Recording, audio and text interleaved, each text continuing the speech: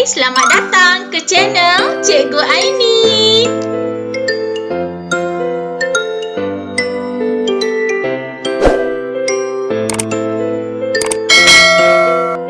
Assalamualaikum. Apa khabar murid-murid cikgu hari ini? Cikgu doakan kamu semua sentiasa sihat dan ceria.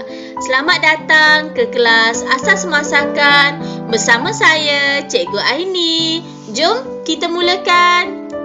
Baiklah murid-murid, aktiviti kerja kita pada hari ini ialah 2.2 fungsi alatan dan bahan masakan. Pengetahuan pula ialah 2.2.1 mengenal pasti fungsi bahan masakan. 2.2.2 menyatakan fungsi bahan masakan. Sebelum kita mulakan pembelajaran pada hari ini, jom kita tengok objektif pembelajaran kita pada hari ini. Pada akhir pembelajaran pada hari ini, cikgu harapkan murid-murid dapat yang pertama, menyatakan fungsi bahan masakan. Yang kedua, memadankan gambar bahan masakan dengan fungsi yang betul. Murid-murid, masih ingat lagi tak apa yang kita belajar sebelum ini? Pandai! Kita belajar bahan asas masakan. Ingat lagi tak contoh-contoh bahan asas masakan? Okey, yang pertama apa? Contoh yang pertama, telur.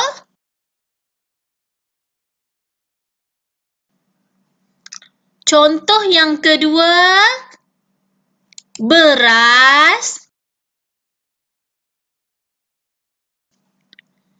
Contoh yang ketiga, garam. Contoh yang keempat, gula. Contoh yang kelima, minyak masak. Contoh yang keenam, tepung. Contoh yang ketujuh, mi. Dan contoh yang ke-8, sayur-sayuran. Okey, jom kita tengok fungsi bahan masakan. Bahan masakan yang pertama ialah tepung. Apa fungsi tepung? Fungsi tepung ialah sebagai bahan asas untuk membuat kuih muih. Apa contoh kuih yang awak pernah makan? Contoh kuih yang menggunakan tepung ialah yang pertama, kuih lapis. Yang kedua, kuih cara manis.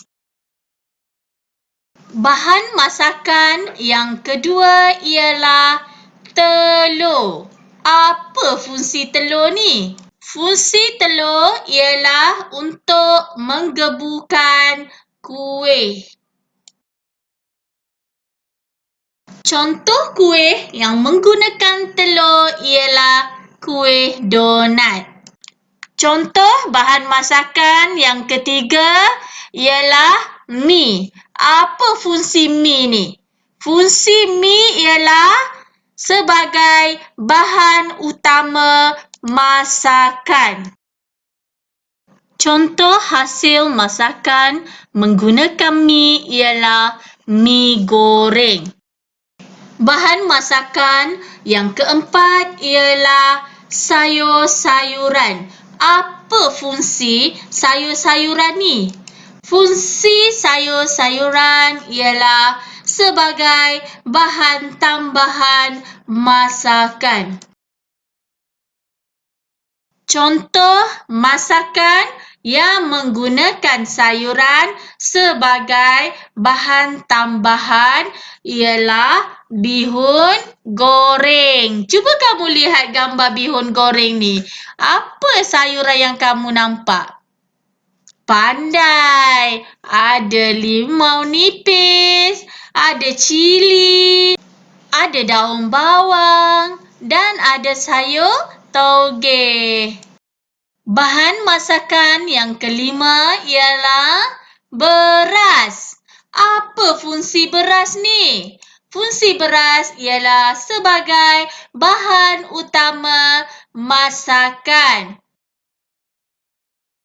Contoh hasil masakan menggunakan beras ialah nasi lemak. Bahan masakan yang keenam ialah minyak masak. Apa fungsi minyak masak? Fungsi minyak masak ialah sebagai bahan untuk menggoreng. Contohnya, minyak masak digunakan untuk menggoreng ayam goreng.